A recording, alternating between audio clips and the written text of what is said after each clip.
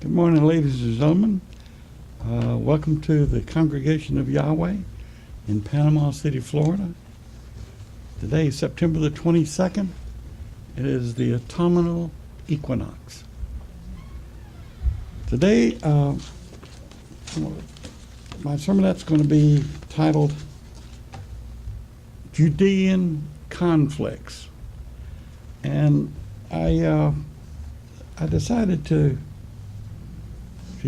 talk about this today because a lot of people don't realize what all was going on at that time in that area. If you just stop and think a minute, from essentially the beginning of the Bible, from cover to cover, it's about war. War involving the Israelites. I mean, just page after page after page. You might think that is unique to the Israelites. Well, it wasn't. It was unique to the Romans. It was unique to the Greeks. You can go on and on and on. It seems to be that conflict and war was something that happened. Even in our own modern time, we've had World War II, we've had the Vietnam War, the Korean War, and you can just go on down the list. Well, our Savior, Yeshua the Anointed, was executed in Jerusalem on Wednesday, April the 25th, 31 CE, Common Era.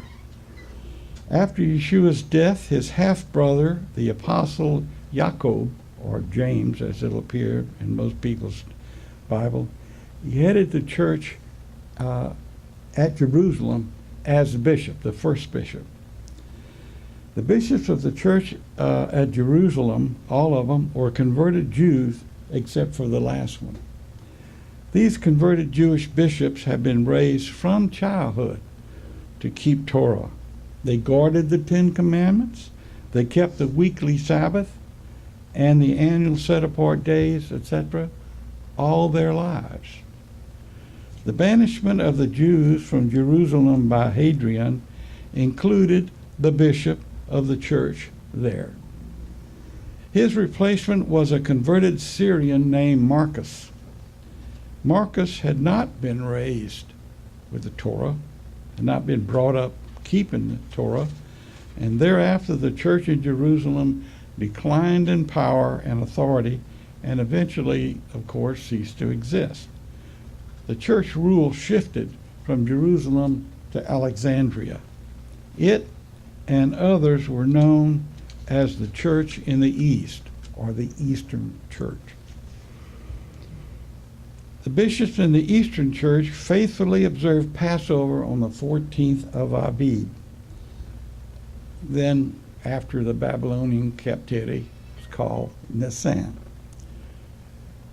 Well, the 14th is a variable, and they observe that variable on whichever day it occurred. It is based upon a lunar solar year, and that is what was used by the Jews. Today, we here use a solar year, and the Romans, back in the days of the empire, used a calendar named after Julius Caesar, the Julian calendar. It also a solar year. The Western Church. The emerging Western Church in Rome consisted principally of Gentiles who had been instructed by Peter and Paul. Initially, they kept the seventh-day Sabbath and Passover the same as the Jews. They were persecuted by the Romans because religiously they did the same as the Jews, who were rebellious, constantly rioting. The Western Church sought to distance itself from being identified as Jews by doing away with anything that was seen as being Jewish. Doing so curried favor with the Roman emperor. Among the things the Western Church did first was to change the day of the weekly rest and change the day and date for observing Passover. Now that statement right there says a lot. Here they were, religious group that was being persecuted because the Roman government early on thought they were Jews, and it ends up that they persuaded the emperor to put forth an edict which officially changed the day of worship from the seventh day to the first day. After the death of Peter and Paul, the Western Church promulgated doctrines based upon pagan philosophy. They later came to be called the Roman Catholic or Universal Church. And what were some of these pagan doctrines? The Trinity. The Trinity was one. Death. When you die, you go to hell and you're tortured forever and ever. Things like this. These are pagan concepts. The beginnings of Easter Sunday. Whereas the Eastern Church observed Passover on a variable day of the lunar solar year, the Western Church observed Sunday, a fixed day of the solar year of Julius Caesar, as I said, the Julian calendar. Julian calendar was used throughout the Roman Empire. The Western bishops promulgated a day they called Easter, not Passover, Easter. It was assigned a certain Sunday, and the name of Easter is a corruption of the pagan name Eastre, the Saxon goddess of dawn. The word Easter was chosen by the Western Church because Estre is celebrated in the spring, the dawn of the year. Many pagans syncretize Easter and Estre with which ease their conversion to the dogma of the Western Church. There was continued distancing of the Western Church away from the Jews, even though the object of the former's religious belief, Yeshua, was himself a Jew. That continues today. The rationale of the bishop of the Western Church to do so seems driven by a desire for power, not obedience to the scriptures related to the Sabbath and to Passover. Here's another little statement that means a great deal.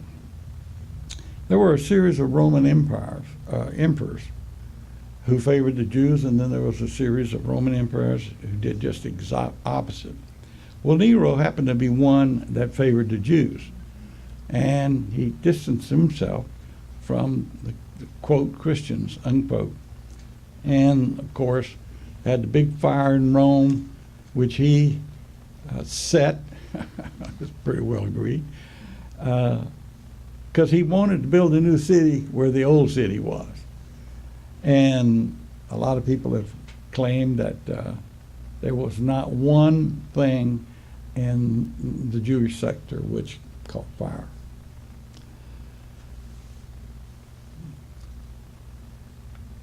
Well, after Constantine became emperor for a while, he principally wanted calm in his reign. All of the emperors really desired calm for a very good reason. Having all these troops cost money, cost a lot of money. And they constantly were doing the same thing that armies do today. They have people that come into the service, and then after their 2 years or whatever their tour duty is, they muster them out. Well, all these people were having to be paid, and so the way that they paid these troops was to tax the areas that they conquered. And they also would take grains like wheat and so forth and sell them and use that as income. And they stole gold and silver. The domestic and national Passover. Most authors do not mention that Passover was observed two ways during our Savior's lifetime. There was the domestic Passover, which occurred when Moshe told the head of households to select a perfect male lamb on the 10th of Aviv, and on the 14th to slaughter it, roast it, and eat it with his family and perhaps also neighbors, and to burn whatever remained of it before dawn. And he did. So did the Israelites. National Passover. This describes the first national Passover held at Jerusalem by King Josiah. And it's important to remember it was King Josiah because there was a series of bad kings and good kings along this time. Josiah invited the then scattered nation of Israel to make a pilgrimage to Jerusalem for Passover and the days of unleavened bread. The Levite priests slaughtered the lambs and returned the carcasses to the owners. The Gospels show that Yeshua and his disciples observed a domestic Passover, as had Moshe. The lamb was prepared by Yeshua's disciples. They were his family. The Gospels infer that most of the Jews during our Savior's ministry observed a national Passover at Jerusalem. Initially, the Levite priests had to inspect and slaughter all lambs at the temple at the sunset beginning 14 Nisan, and return the carcass to the owner for roasting within an approximate 2.5 hours from sunset to darkness when they couldn't see. In the years after the first national Passover, the population increased. There was not enough time before darkness for the increased number of lambs to be processed, even though the number of priests surely increased also. At some point, the slaughtering of the lambs was transferred from after the sunset, which began the 14th, to mid-afternoon, still on the required day. The lambs were roasted and prepared to be eaten in a festive meal held immediately after the sunset of the 14th, which of course began the 15th. Passover came to be called the preparation for the first day of the 7-day feast of unleavened bread. Realize that the Passover is one of the days in Leviticus 23 in which the Almighty set apart. It was just not another day of the week. It was a set apart day, a holy day. And yet it had been relegated to, it's a preparation day. And today, there is at least one group who still regards it that way. Deliverance and Exodus. Passover memorialized the deliverance of Israel from Egypt, symbolic of sin. It is now also a memorial of the death of Yeshua the Anointed, whose blood atonement has delivered mankind from the bondage of sin. It is very important to observe the Passover memorial for these reasons. The days of unleavened bread memorialize the Exodus. You have deliverance and you have exodus. Deliverance from sin, exodus away from sin. The Exodus memorializes the Israelites' departure from Egypt, symbolically distancing themselves from sin, which we are instructed to do. It is very important to remember to resist the temptation to return to sin. Right, even before the Israelites had gone very far, what was it that they wanted to do? Return to Egypt. Return. There's a graphic example right there for believers. Not many sources explain that the domestic Passover which Yeshua and his disciples observed was at the beginning of the 14th, which commenced at the sunset of the 13th. It is not always clear if sources are referring to the domestic Passover or the national Passover. Some sources say the Jews observed Passover on 15 Nisan rather than the scriptural 14. And indeed, you can go on the internet and you can find calendars that are marked that way. It is not always clear if the sources are referring to the domestic Passover. Neither is it initially explained by many sources that the Hebrews reckoned time from sunset to sunset. In the book of Genesis, the day began in darkness, and some sources seem to unwittingly think the day was always reckoned from midnight to midnight, as it is right now. Apostolic fathers. Historians define an apostolic father as a man who either knew one of the apostles or who was taught by someone who had known the apostle directly. Eastern churches followed the teachings of John, the last apostle, who was taught directly, of course, by Yeshua, the Anointed One. There were three apostolic fathers. Polycarp, the bishop of Smyrna, which is now Turkey. He was taught by the apostle John, and some say also by Philip. Polycarp taught Irenaeus, the bishop of Lyon, France, when Irenaeus was a young man, and Polycarp also taught Clement, the bishop of Alexandria. Just three. The Quartodecimian controversy. The word quartodecimian is from the Latin and means 14ers. It was used in 154 to describe those who maintained that Passover should only be observed on 14 Nisan of the lunar solar calendar. They disputed with the church in the West, who argued for Easter Sunday instead. While in his 80s, Polycarp had corresponded with Anicetus, the bishop of Rome at the time, and told him that the Eastern Church had observed Passover on the 14th of the lunar month as instructed by no less an authority than the Apostle John. That would be pretty authoritative in anybody's book. But Anicetus countered, saying that from 140 CE, the Western Church observed the, quote, resurrection of the Savior, unquote, on the Sunday following Passover. He said that he followed the example of the presbyters before him as they had learned it from Peter and Paul. No written proof was offered, and none are known.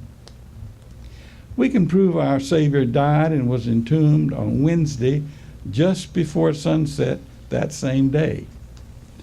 According to his prophecy about himself, he would be 3 days and 3 nights in the heart of the earth. Accordingly, he resurrected just before sunset on the 7th-day weekly Sabbath. Yeshua was already risen on the Sunday morning which followed.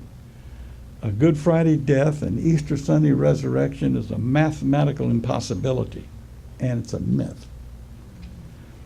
Polycarp travels from Rome to meet with Anicetus. The aged Polycarp traveled from Alexandria, Egypt, to Rome, Italy, to personally explain why the Western Church should do as the Apostle John had suggested, but to no avail. Neither Polycarp or Anicetus could convince each other, and they parted amicably. Shortly thereafter, Polycarp was burned at the stake. Anicetus is listed as the 11th pope, pope being father, serving from 155 to 166 CE. The Quartodecimian controversy resurfaces under Victor. The Quartodecimian controversy was this time between Victor, who was bishop of the Western Church from 189 to 190, and Polycrates, Polycarp, Polycrates, two different people, who succeeded Polycarp.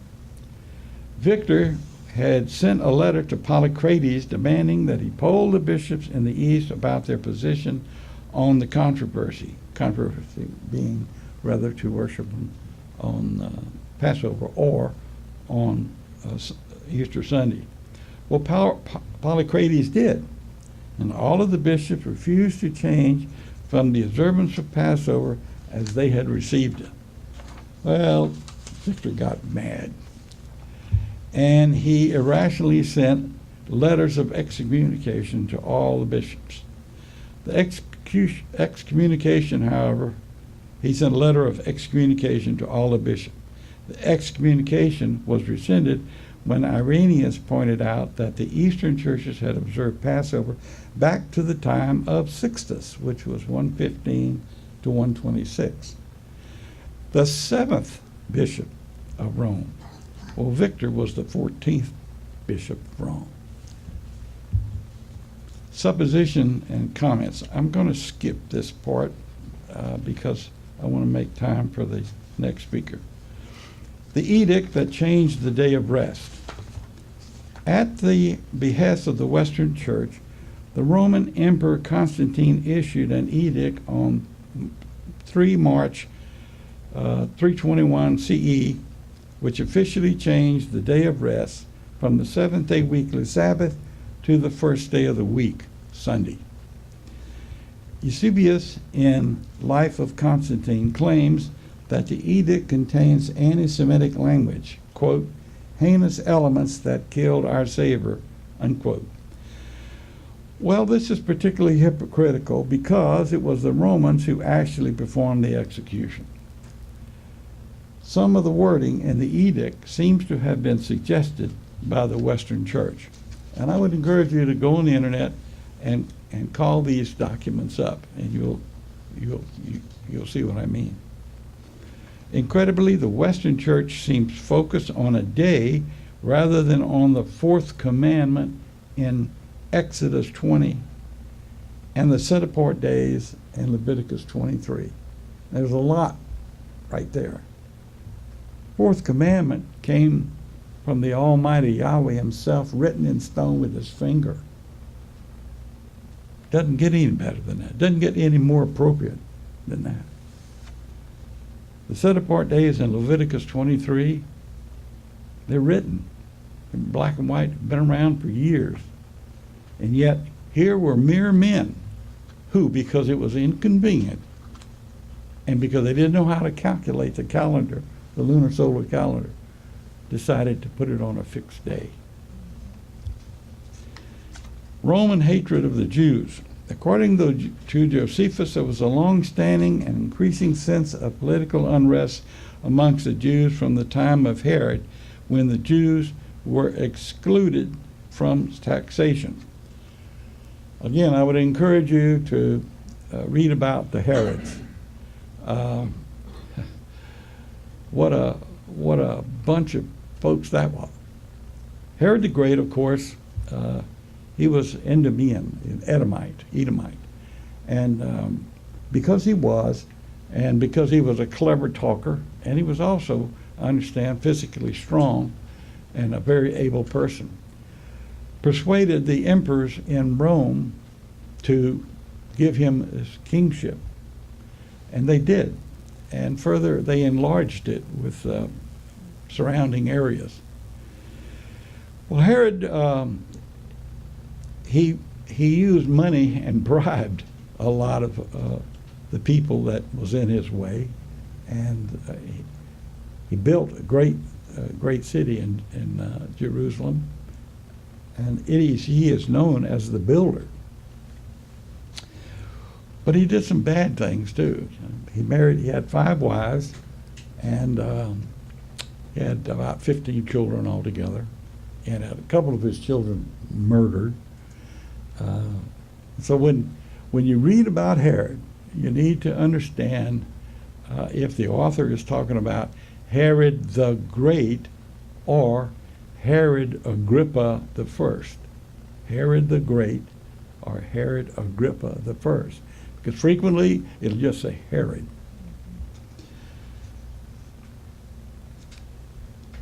The unrest of the Jews was fueled by political tension, religious ideas, nationalistic aspirations, and expectations.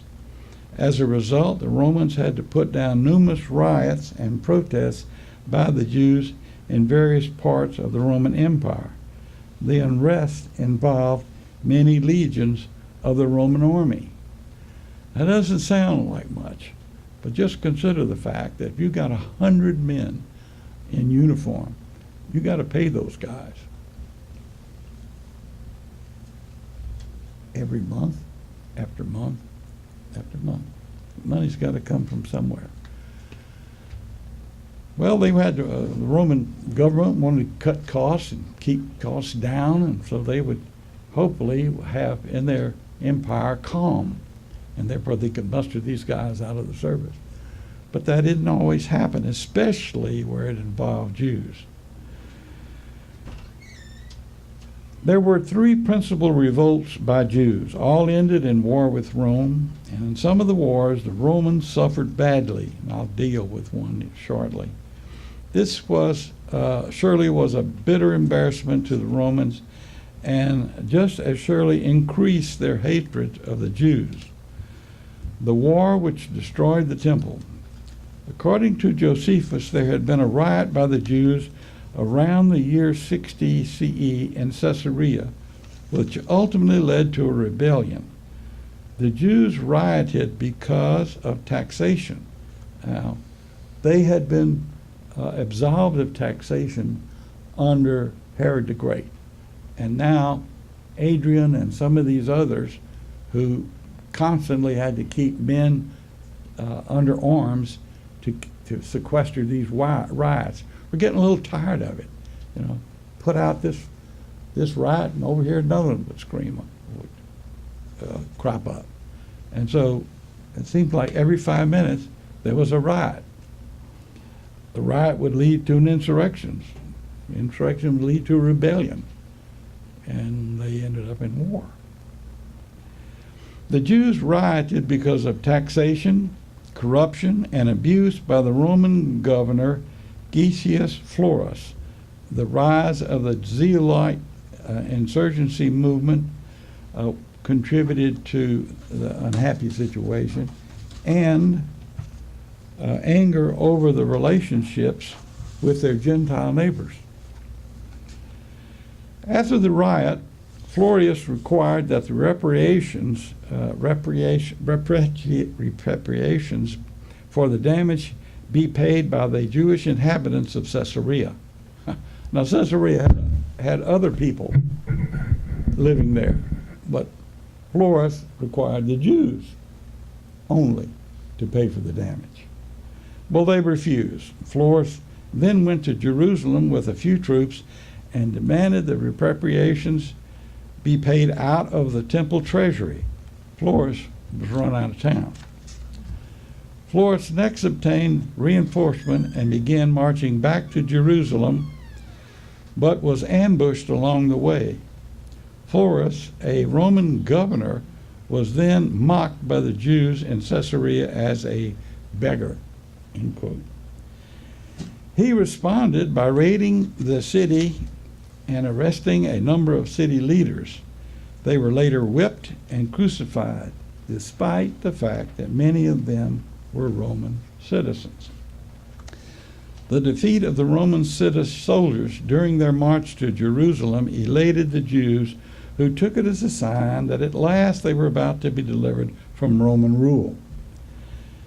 That small outbreak burst into a great rebellion by the Jews, which eventually engulfed all of Judea, quelling the Great Rebellion.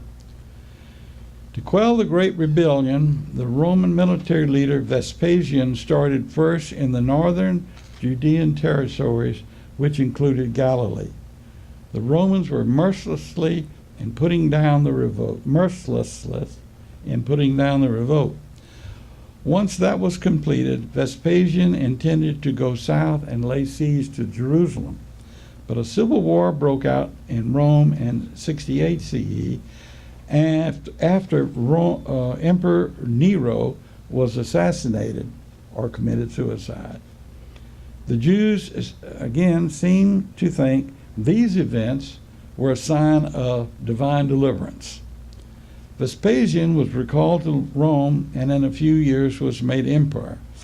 Meanwhile, his son, Titus Flavius, was put in charge of the armies. Titus proceeded to undertake a successful 2-year siege of Jerusalem. And that 2-year siege, as in all sieges, if you can keep the army in the field, the people who are surrounded run out of food eventually. And that's what happened in Jerusalem. The siege ended with the destruction of the Second Temple in August of 70 CE. The lower part of the city, which was the most populous, was burnt to the ground in the final hours of the war, which lasted from 66 to 70 CE. Now, one of the reasons that fire took place was because the Roman soldiers knew that the Jews would put silver coins above the rafters and into the ceiling, and that when the fire would happen, the silver would melt and it'd run down on the ground and they'd scoop it up. The Kittos War. In 117 CE, there was another rebellion by the Jews which came to be known as the Kittos War. It occurred throughout the eastern Mediterranean and required 2 years for the Roman army to subdue. The final part of the war was fought in Judea.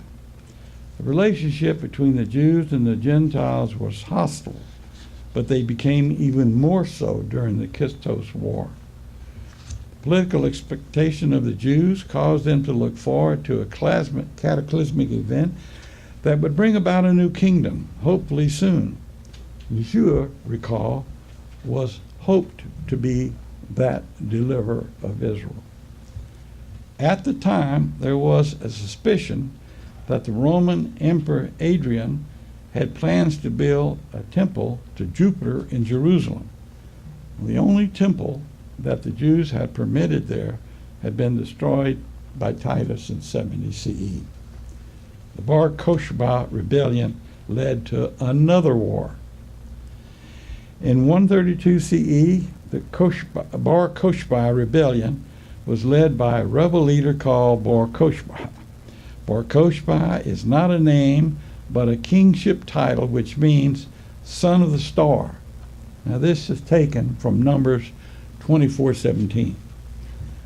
The rebel leader's name seems to have been Simon Bar Kokhba, and he was from a royal family of the Jews. Bar Kokhba announced that it was time for a new kingdom to be reestablished in Israel. His forces were initially successful against the Roman, and he established a short-lived state.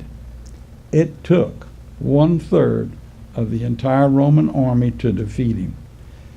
In the 3 years, all that followed Bar Kokhba were either killed or dispersed by the Romans. Rebellion splits Jews and converted Jews. According to one source, the Bar Kokhba rebellion resulted in an open split between Jews and converted Jews, believers of the way. It encouraged to encourage others to join. The revolted, the Jews would say, quote, "Come and join us and fight the Romans. You believe that the Messiah is going to restore the kingdom to Israel, don't you?" End of quote. But converted Jews by this time were starting to say, quote, "No, he can't be the Messiah. We already have one." End of quote.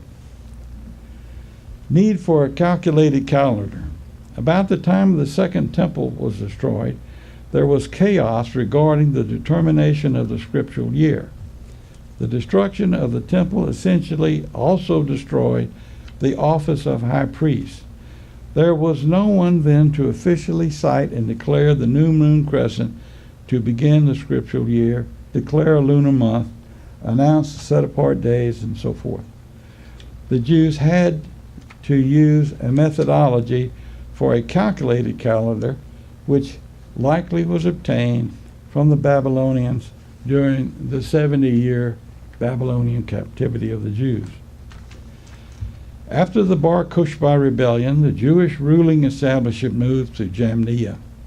The Romans made them leave there, so they moved to a small town in Galilee called Usha, U-S-H-A, and later to Spain. Use of a calculated calendar by the Jews. After the Second Temple was destroyed, a calculated calendar became necessary for the Jews living in Israel and in the diaspora. It was likely that during the Babylonian captivity of the Jews, knowledge to determine a calculated calendar was learned by Jewish scholars, but was not used. They observed it with their eye. Both the Babylonians and the high priest determined the first day of the lunar calendar, lunar solar calendar, and lunar months, or moons as they were called then, the same way. Both cited the new moon crescents to mark the beginning of each month, and both intercalated a month about every 2 years in 3. The knowledge has recently been obtained back in 1956 by translating ancient clay tablets from Babylon. The first day of the Babylonian New Year was determined by citing the first new moon after the spring equinox, never on or before it. The Jewish religious authorities did the same. Now, this is the book in which those translations occur. And I've shown it before, and I would encourage everyone here to look up these tables. I think there's 8,900 instances where these clay tablets show just what I read. They looked at the first new moon crescent after the spring equinox. Now today, of course, is the autumnal equinox. It only occurs twice a year, in the spring and in the fall. So these events were given to us by the Almighty Yahweh. These objects, the sun, the moon, and the stars, as it says in Genesis, were given to us by the Almighty Yahweh for signs and for seasons, days, and years. And yet there's men who will say, what about barley? There's no barley mentioned in 8,900 instances. None. No barley is mentioned.